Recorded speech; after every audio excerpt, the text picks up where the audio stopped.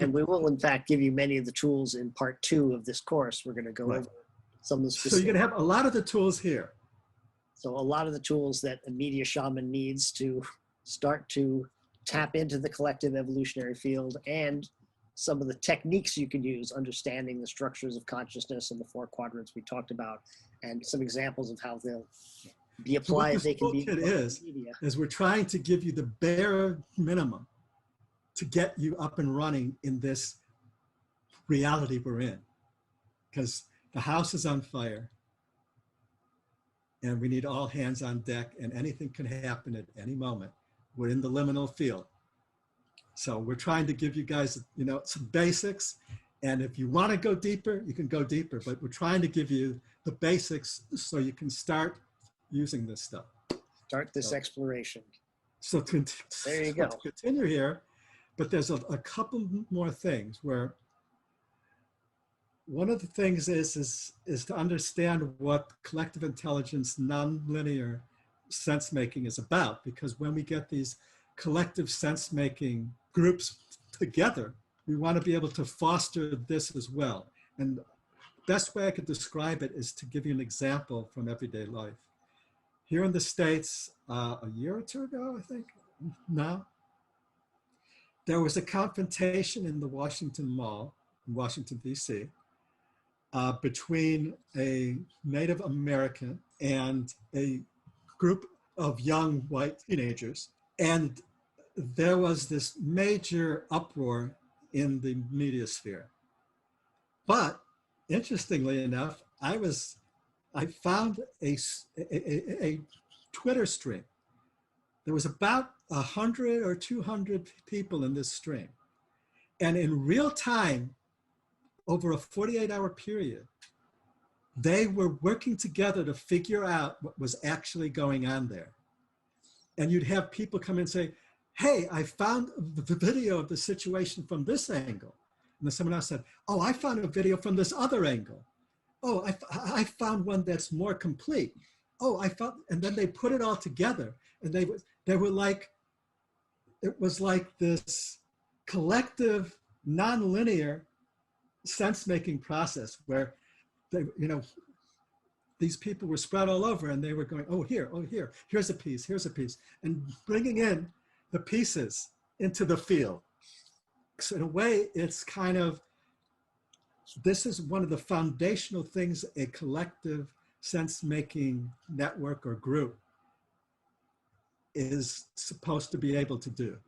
So you play with that, you work with that. When something's going on, you say, all right, everybody, let's go out there and see what we can find out from different angles. But even those you have to be cautious with, because that's also, Reddit is very good at doing that. When the Boston bombing happened, people immediately started doing all kinds of online sleuthing and detectiving, and they ended up fingering the wrong person and ruined his life for a while.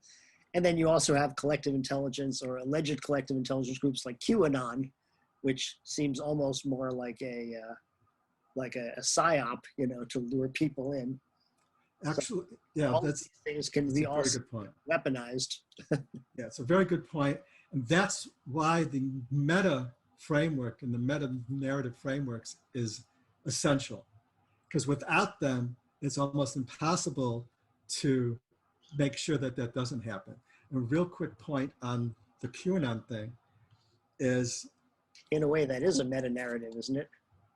It's actually, it's called a niche narrative. It's designed to weaponize a certain niche of a society. From the nonlinear war-making framework, it's, what it is that you take a subgroup and you target their biases and stuff like that, and you create a narrative that serves the purpose of your intention. So a great example is QAnon, which fits the paradigm precisely. Now, I'm not saying it is this, but it's actually perfect right out of the playbook.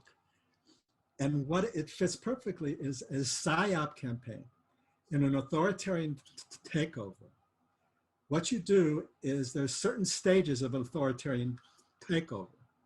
And currently, if all indications are what they appear to be in the United States, if President Trump wins re-election, we would, if this is an authoritarian takeover, we would go into what they call the trial phase, which is bringing all of their political enemies to trial.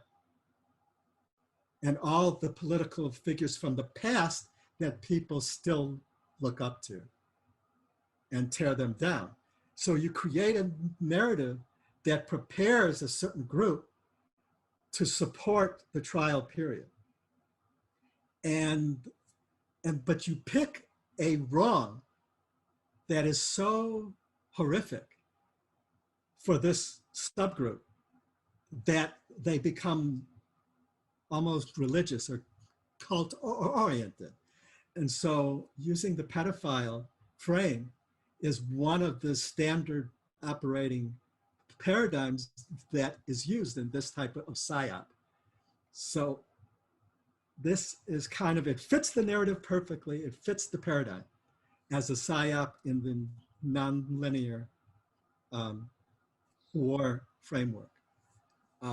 Again, that's not saying it is exactly that, because remember, we're in the middle of World War III, a nonlinear war, and